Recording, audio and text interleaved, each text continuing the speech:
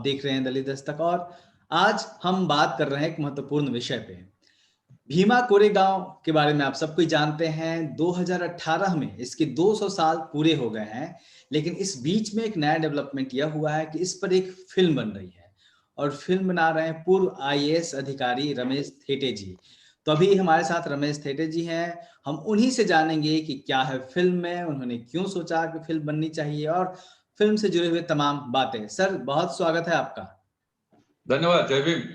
जय भीम। तो सर, ये आप तो नौकरी में थे, आईएएस थे, आप फिर रिटायरमेंट हो गए, फिर अचानक से आप फिल्म में कैसे आ गए? क्यों लगा आपको कि फिल्म बनानी चाहिए इस विषय पे? कब सोचा आपने? देखिए, मैं नौकरी में था, ठीक है, और उसको रिटायरमेंट कहा जाता है जी लीगल लैंग्वेज में। जी लेकिन मैं नहीं कहता रिटायरमेंट वगैरह। अम्बेडकरवादी कभी रिटायर नहीं होता। जी। और बहरहाल ठीक है, 31 जुलाई 2020 को नौकरी से सेवानिवृत्त हो गया। लेकिन देखिए, ये विषय या एक, अगर ऐसा कहूं कि इस क्षेत्र से, मतलब कला क्षेत्र से जी मैं 25 साल से जुड़ा हुआ हूँ। ऐसा नहीं कि रिटायरमेंट के तत्काल बाद मैंने ये किया है। ओके। और इस विषय पर मैं पिछले 5 सालों से काम कर रहा था। जी। तो ये कहना कि भाई रिटायरमेंट के तत्काल बाद आपने ये किया, ये ठीक नहीं है। मतलब आपके दिमाग में था कि ये मुझे करना है, आपकी प्लानिंग शुरू? मतलब अच्छे से दिमाग में था। मकसद क्या था सर फिल्म बनाने का और यही विषय क्यों चुना आपने? देखिए, समतामूलक समाज की स्थापना हो, ये बाबा साहब ने कहा था। जी। बाबा साहब के समुच्चय दर्शन का यदि आप विश्लेषण करेंगे तो आप ये पाएंगे कि उन्होंने he tried for equality, equality and justice for all. मतलब उनको लगता था कि भाई ये भेदभाव नहीं होना चाहिए, जी। ये ऊंच नीच वाली जो बात है वो नहीं होनी चाहिए। और इसलिए समतामूलक समाज हो तो फिर अपना देश प्रगति कर सकता है। ये बाबा साहब का दर्शन था, फिलॉसफी थी उनकी। इसी को ध्यान में रखते हुए मैंने सोचा कि जब बाबा साहब ने 1 जनवरी 1927 को भीमा कोरेगांव स्थित स्तंभ को, शौर्य स्तंभ को विजिट किया था, और उस समय उन्होंने कहा था कि जो लोग अपना इतिहास नहीं जानते वो कभी इतिहास नहीं बना सकते। ये बहुत बड़ा स्टेटमेंट है। जी। और मतलब समूचे बहुजन समाज के लिए इतना बड़ा संदेश है ये कि अगर आप पढ़ेंगे नहीं तो बढ़ेंगे नहीं, और अगर पढ़ेंगे तो इतिहास जानेंगे, और इतिहास जानेंगे तो फिर नया इतिहास बनाने की कोशिश आप करेंगे। जी। ये जो बाबा साहब का कहना था, ये बहुत ही इंपॉर्टेंट है, और इसीलिए मैंने सोचा कि इस पर काम होना चाहिए। Okay okay. सर, आपने कब शूटिंग शूटिंग शुरू की? कितने दिनों तक चला और अभी क्या स्टेटस है फिल्म का? देखिए, 2 फरवरी 2020 को शूटिंग शुरू हो गई थी और लगभग 16 मार्च तक शूटिंग चली। और इसमें मैं यदि कहूं कि 75 to 80% शूटिंग हो चुकी है। अब जितना बचा है वो अब आने वाले समय में बहुत ही जल्दी इसको खत्म करेंगे हम, और फिर जो है ये शूटिंग का काम कंप्लीट हो जाएगा। ओके। सर, फिल्म मतलब एक कब अनुमान है कि सामने आ जाएगी दर्शकों को और किस प्लेटफॉर्म पे रिलीज हो रही है? ये 17 सितंबर को रिलीज होगी देश भर के सारे थिएटर्स में। ओके। हमारा वर्तमान जो लक्ष्य है वो है 5000 थिएटर्स देश में। इन थिएटर्स में रिलीज करने हैं, और लोग जब बैटल को देखेंगे और इस समूचे विषय को देखेंगे और इस स्टेटमेंट को देखेंगे तो उनको मजा आएगा थिएटर्स में ही। ठीक है सर, कितनी देर की फिल्म है ये और कितना, क्योंकि ये एक विषय ऐसा है जिसमें बहुत भव्यता की जरूरत होती है, तो वो कितना भव्य बन पाई है फिल्म? नहीं, फिल्म तो भव्य ही है, लेकिन कोई भी भव्य फिल्म हो, चाहे कितनी भी बड़ा विषय हो, अभी 2.25 घंटे से ज्यादा कोई फिल्म मतलब मल्टीप्लेक्स वाले भी और अदरवाइज थिएटर्स भी एक्सेप्ट नहीं करते हैं। बड़ा उनको कष्ट होता है। तो 2.25 घंटे की ही फिल्म है ये, और एक कमर्शियल फिल्म है, भव्य फिल्म है, अपने जॉनर की बड़ी फिल्म है, और बॉलीवुड की जो अन्य कमर्शियल फिल्में हैं उनके टक्कर की फिल्म। ओके, ग्रेट सर, हमें भी यही चाहिए। सर, कोरेगांव का जो मामला था, इशू बहुत संवेदनशील था और जब 200 साल पूरे हुए तो देश भर में एक लोगों के बीच में चर्चा का विषय रहा, क्योंकि जिस तरीके से वहां पे चीजें हुई, आज भी तमाम लोग उस मामले को लेकर गिरफ्तार हैं, जेलों में बंद हैं, जिसमें दलित समाज के इंटेलेक्चुअल्स भी हैं शामिल। सर, फ़िल्म की शूटिंग के दौरान या फिर तमाम जब स्टेट में आप शूटिंग करने के लिए जा रहे थे, तो किस तरह की दिक्कतों का सामना करना पड़ा आपको?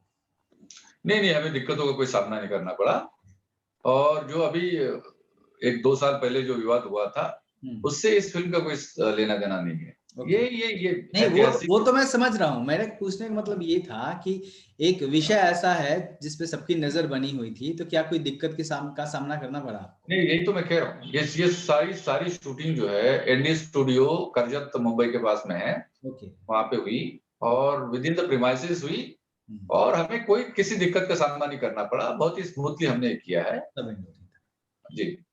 तो सर बेसिक का एक तो जो भीमा कोरेगाँव की कहानी है उसके बारे में अमूमन सब लोग जानते हैं कि जी, जी। क्या था, कैसे था। जी, उसमें जी। और नया क्या है जो लेके आप आएँगे या फिर वही कहानी है जिसको आप भव्य तरीके से पर्दे पे उतार रहे हैं?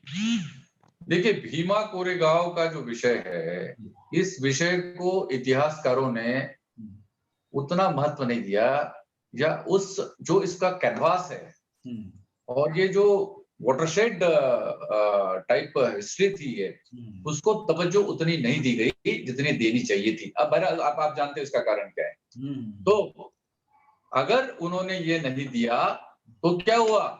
हम तो हैं, हुँ, हमें मालूम है ये विषय कितना भव्य है, कितना ह्यूज है और बहुजन समाज के लिए कितनी बड़ी बात है। हुँ, हुँ, तो इस बड़ी बात को, बड़े विषय को, बड़े कैनवास को, हुँ, बड़े पर्दे पे उतारते समय उसकी भव्यता हमको रखनी चाहिए थी और यही मकसद था हमारा। हुँ, और इसलिए आप देखेंगे कि इसका जो ट्रीटमेंट है टोटल, हुँ, वो आपको लगेगा कि ये वाक़ई मतलब इस तरह की बात को आगे ले जाया जा रहा है, जो हुँ, समाज अपेक्षित कर रहा है। ओके। ये सर है। भूमिका इसमें जो एक्टर्स हैं, आपने किन-किन एक्टर्स को चूज़ किया? कौन-कौन लोग मुख्य रोल में हैं? मूल लीड भूमिका तो अर्जुन रामपाल जी की है ओके। और दिव्यांगना सूर्यवंशी उनके अपोज़िट है। हुँ, हुँ, इनकी साउथ में फ़िल्में बहुत सारी फ़िल्में आई हैं। हुँ, अच्छी एक्टर है हुँ, दिव्यांगना जी। हुँ, तो 2 तो लीड में ये 2 हैं और फिर सनी लियोनी जी हैं। हुँ, ये पेशवा दरबार में मतलब डांसर है हुँ, हुँ, और साथ ही साथ ये स्पाई है। ओके। हाँ, तो जासूस है, जासूसी का जी, जी, काम जी। करती हैं ये। हुँ, आप जी, देन कृष्णा अभिषेक है, हुँ, मिलिंद गुना जी है, अभिमन्यु सिंह जी है, हुँ, अ, यतिन कारेकर जी है, हुँ, गोविंद नामदेव जी का नाम बताया मैंने हुँ, और अशोक समर्थ हैं, मतलब तगड़े कलाकार हैं। ओके। हाँ, तो मैं गोविंद नामदेव जैसे आपने नाम लिया, ये हाँ, सब तो बहुत मंझे हुए कलाकार हैं जी, और जी, अर्जुन जी। रामपाल। सर आपने पहली बार में ही अर्जुन रामपाल को चूज़ किया या फिर आप और भी एक्टर्स को कोशिश कर रहे थे लाने की और फाइनल अर्जुन रामपाल पे हुआ? नहीं, नहीं, हमने सोच समझ के कास्टिंग की है। हमें मालूम था कि मुझे मालूम था कौन-सा कैरेक्टर कैसा लगना चाहिए, अर्जुन तो रामपाल उस को हिसाब क्यों से चुना कास्टिंग आपने? की। जी, हाँ? अर्जुन रामपाल जी को क्यों चुना आपने? क्या नहीं, सब अर्जुन रामपाल की आवाज़ देखिए आप, जी, वो तो मेरी आवाज़ से मिलती है कि नहीं? जी, जी। जी। हाँ, तो सर आप जब लेके गए इन तमाम कलाकारों के पास क्योंकि बड़े-बड़े का नाम है ये, तो जी। उनका मतलब रिएक्शन क्या था? फ़िल्म को के प्रति उनका नज़रिया क्या था? उनको पता था या फिर आपको देखिए बताना पड़ा? हाँ, अर्जुन रामपाल जी तो वैसे मुंबई में रहते हैं हुँ, और चूँकि ये भीमा कोरेगाँव महाराष्ट्र में है हुँ, और महाराष्ट्र में इसकी गूंज थोड़ी-सी ज़्यादा है जी। बनिस्बत देश के अन्य इलाकों से। हुँ, तो उनको तो विषय मालूम था, हुँ, लेकिन जब ये स्क्रिप्ट उनके सामने गई या हुँ, मतलब ये विषय उनके सामने गया, हुँ, स्क्रिप्ट में तो बहुत चेंजेस हुए। जी, ये विषय जब उनके सामने गया और मैंने उनको बताया, हुँ, कि इस तरह का है, तो he was very, very excited okay. और उनको जैसा उन्होंने अपने मतलब हमारा जो प्रोग्राम हुआ था मुंबई में, हुँ, उसमें कुछ उनसे प्रश्न किया गया था जो आपने पूछा कि हुँ, भई आपने ये सब्जेक्ट क्यों लिया और हुँ, क्यों आपने हाँ कह दी? हुँ, तो उन्होंने कहा था कि बोले मैं ये सब्जेक्ट क्यों ना करूँ? हुँ, ये सवाल था बोले मेरे। मतलब हुँ, इतना बड़ा विषय देखिए, एक बड़े एक्टर के मुँह से हुँ, इस तरह की बात इंडस्ट्री के बड़े-बड़े दिग्गजों के सामने कही जाना, हुँ, अपने आप में अम्बेडकरवाद की, बाबा साहब के विचार की जीत है, ये मैं मानता हूँ। हुँ, हुँ, देखिए और he was so much excited I tell you और आप उनकी जब एक्टिंग देखेंगे फिल्म में तो आपको मजा आएगा। हाँ सर, अब फिल्में बनने लगी हैं ऐसे विषयों पे, जैसे काला आया सामने, जिसमें तमाम जी, चीजें, तमाम चिन्ह रखे गए थे। एक जी, अघोषित तौर पे ही सही, लेकिन नायक को एक कमजोर वर्ग के व्यक्ति के रूप में दर्शाया गया था। काबली जी, काब कबाली आई थिंक थी रजनीकांत हाँ, की। जी, जी, जी, तो ऐसे निर्देशक भी निकल के सामने आ रहे हैं। अभी एक और फ़िल्म बन रही है साउथ में, आरआरआर, वो भी आपने सुना होगा, जो भी एक जी, आदिवासी नायक के ऊपर है। तो इस तरह की जी। फ़िल्में अब धीरे-धीरे आने लगी हैं। तो आपको क्या लगता है कि अब ये चीज़ें बढ़ेंगी?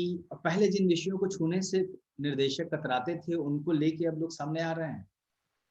नहीं देखिए, अब ये जो विषय है ना डायरेक्ट बाबा साहब से कनेक्ट हो गया है। जी। बाबा साहब की बात को और उस बात को ध्यान में रखते हुए आगे ये कहानी जब डेवलप होती है, हुँ, तो ये पहली बार है।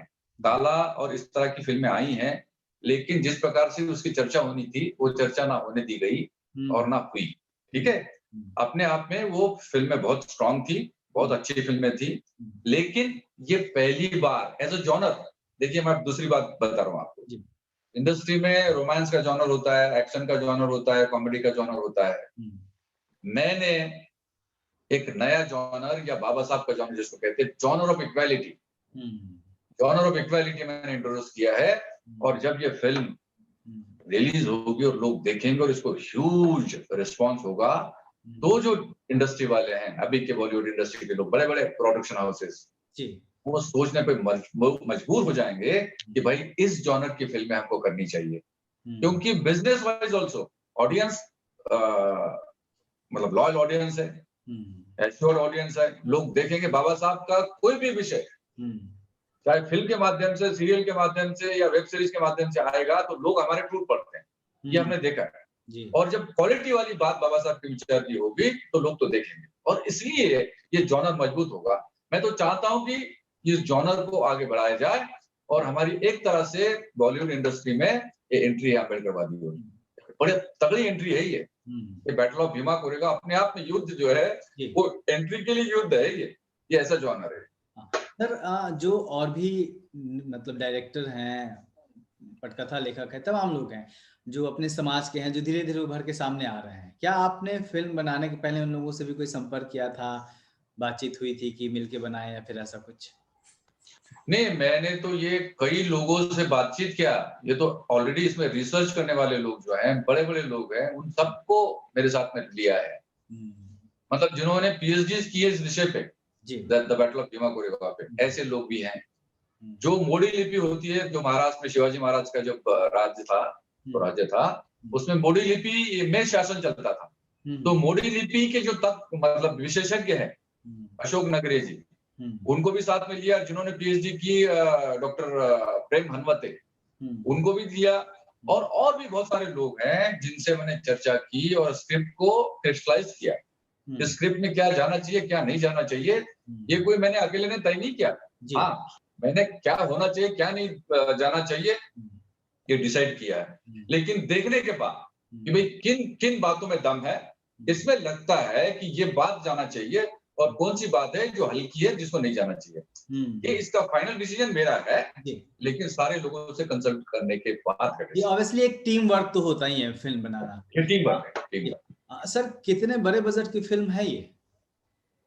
नहीं, बजट का तो आंकड़ा तो आपको बताना संभव नहीं होगा, कोई नहीं बताता वैसे हुँ, मेरे से भी आप मत पूछो। जी। लेकिन इट्स अ गुड बजट मतलब जितना जिस इस विषय को न्याय देने के लिए बजट की ज़रूरत है ना, अच्छा, वो बजट है इसमें। ओके।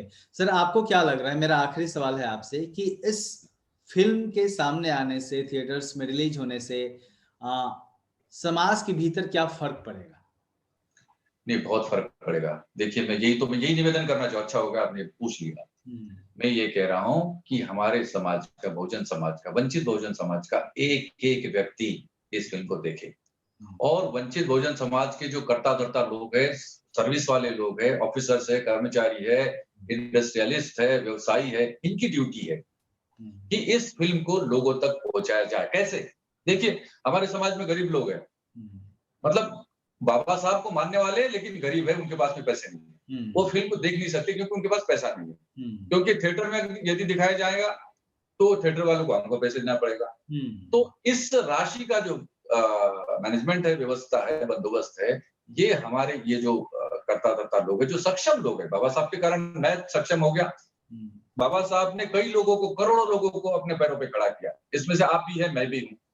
कई लोग हैं जिनको नौकरी मिली है, आईएएस अफसर बने, इंजीनियर बने, डॉक्टर बने, और भी डिपार्टमेंट्स में बड़े-बड़े पदों पे गए और इंडस्ट्रियलिस्ट बने। अब इन लोगों की ड्यूटी है। तो इस विषय को ध्यान में रखते हुए मैंने वीआईपी पासेस की एक कॉन्सेप्ट इंट्रोड्यूस की है, जिसमें वीआईपी पास यानी कि अभी से हम थिएटर्स बुक करें, रिजर्व करें। अगर हम अभी से थिएटर रिजर्व करते हैं तो ही हमें थिएटर्स मिलेंगे। तो अभी फिल्म आपकी रिलीज हो रही है 17 सितंबर को, अभी टाइम है। तो अभी से अगर हम थिएटर को रिजर्व करके इन लोगों को ये आश्वस्त करेंगे कि हाँ, आपको इस फिल्म को देखने का मौका आपके पास में है, तो इसके लिए हमको एक योजना बनाने की जरूरत थी। तो इसलिए हमने पासेस का एक कॉन्सेप्ट लाया है। और ये passes VIP passes, VVIP passes और भी दो प्रकार के पासेस है, इक्वालिटी फैमिली पास और गोल्डन फैमिली पास। तो इस प्रकार के 4 प्रकार के पासेस लाए। हमने लोगों से निवेदन किया, हिसाब में 500 रुपए का पास है, आप अपने परिवार के सारे लोगों को दे दो। और इसके साथ साथ यदि आप सक्षम हो, जो दूसरा नहीं है, तो आप दूसरे के हमारे समाज के जो अधिकारी, कर्मचारी, व्यवसायी और सामाजिक कार्यकर्ता लोग हैं, अब उनकी ड्यूटी है कि इतना बड़ा प्रोजेक्ट यदि किसी व्यक्ति ने उनके समाज के व्यक्ति ने बनाया और बहुत सारे लोगों का सहयोग लेते हुए बनाया, तो इसको लोगों तक पहुंचाने की जिम्मेदारी लोगों की है।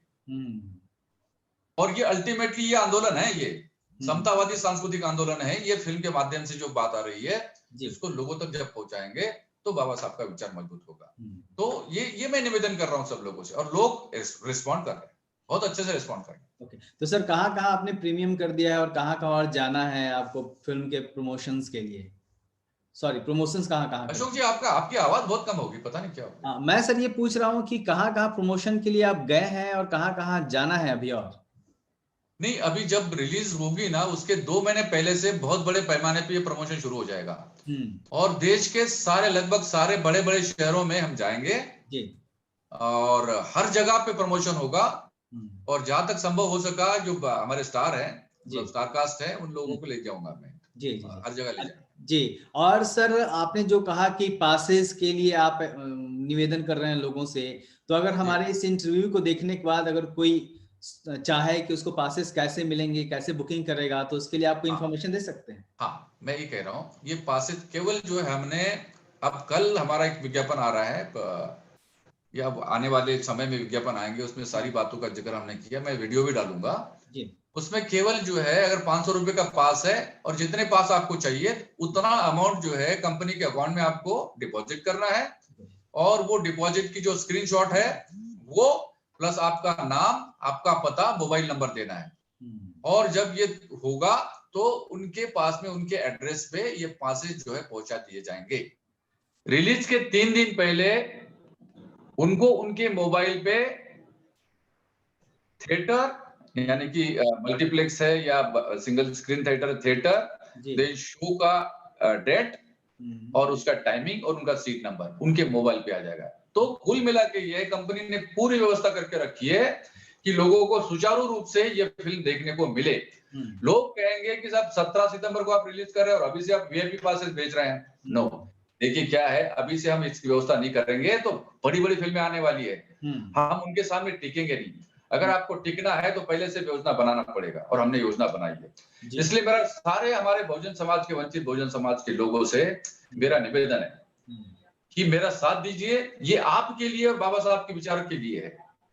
मैंने ये हिम्मत की है, और ये हिम्मत अगर आगे जाती है तो हमारा समाज तरक्की करेगा।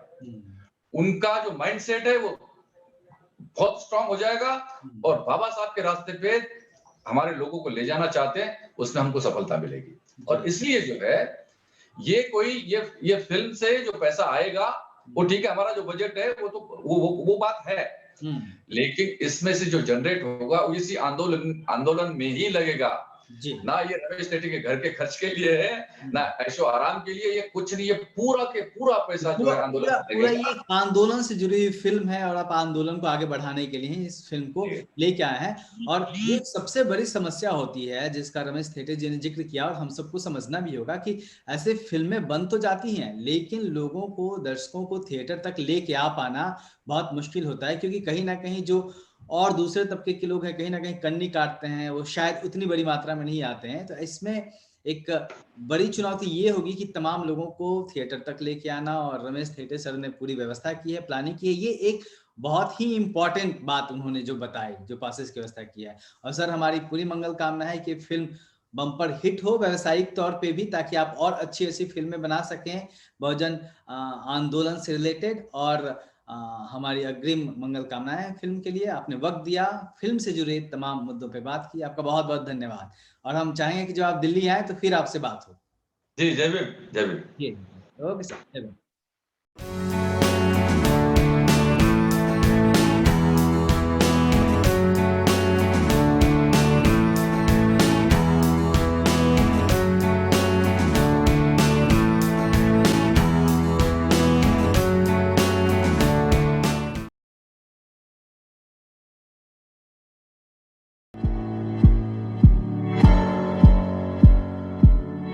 दलित दस्तक आपका अपना चैनल है। यह चैनल आपकी आवाज उठाने के लिए है। इसको जरूर सब्सक्राइब करें और अपने दोस्तों से भी करवाएं। बेल आइकॉन पर भी जरूर क्लिक करें।